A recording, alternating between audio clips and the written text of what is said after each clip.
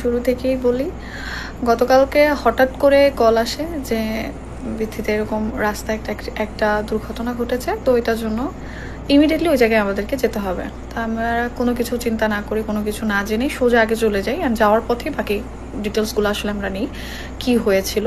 তো দুর্ঘটনা তো আসলে বলে কয়ে আসে না, এটা আমাদের কারো জীবনে এটা অনাকাঙ্ক্ষিত একটা ঘটনা, আর কেউ এটা ইচ্ছে করে কেউ কখনোই করে না।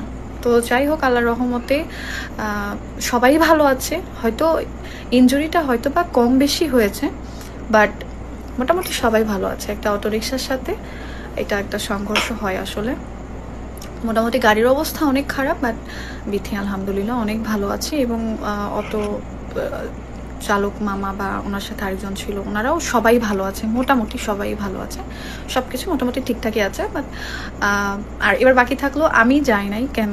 আমি যাই নাই বলতে, আমি তো গেছি অন দ্য স্পটে, আমি গিয়েছিলাম গতকালকে খোঁজ যখন পেয়েছি। তো তখন সাথে সাথে আমরা ওই জায়গাটাতে যখন পৌঁছাই, তখন অলরেডি বিথিকে নিয়ে ভাইয়া রাজশাহীতে মুভ করেছিল, আর আমরা তখন ওই জায়গাটাতে পৌঁছাই। তারপরে ওই জায়গায় ওই পরিস্থিতিতে আসলে ওখানে আমরা থেকে কি করব, আমরা ওখান থেকে চলে আসি। আসার পরে রাজশাহী মেডিকেলেও আমরা যাই, যেই জায়গায় অ্যাডমিট করানো হয়েছিল ওনাদের, সেই জায়গাতেও যাই। তারপরে আমার এত শরীর খারাপ করা শুরু করে, আমি আসলে আর বিথি যেখানে ছিল মানে বাসাতে ছিল, আমি ওখানে আর যেতে পারি নাই, আমি বাসাতে চলে আসতে হয়েছে।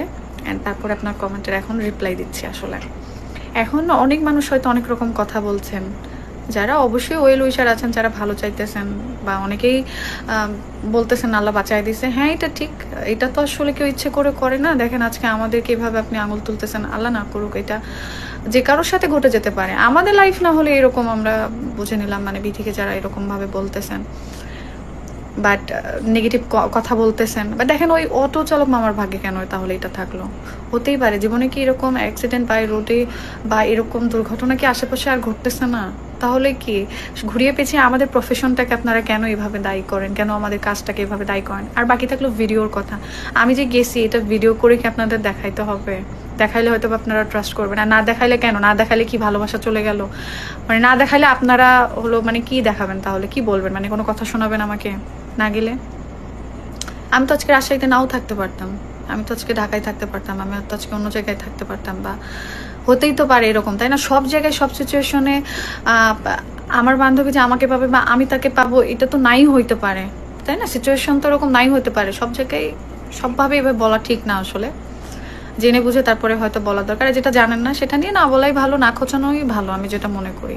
জানার আগ্রহ থাকলে জাস্ট জিজ্ঞেস করতে পারেন, বাট আপনি তো ডিরেক্ট বলতে পারেন না যে জান নাই কেন। আপনি কি জানেন আমি গেছি কি না গেছি? আর যাই হোক, এরকম কথা বলতে থাকেন, তবে বলা উচিত না। তবে আমরা অনেক আল্লাহর কাছে শুকরিয়া আদায় করছি সবাই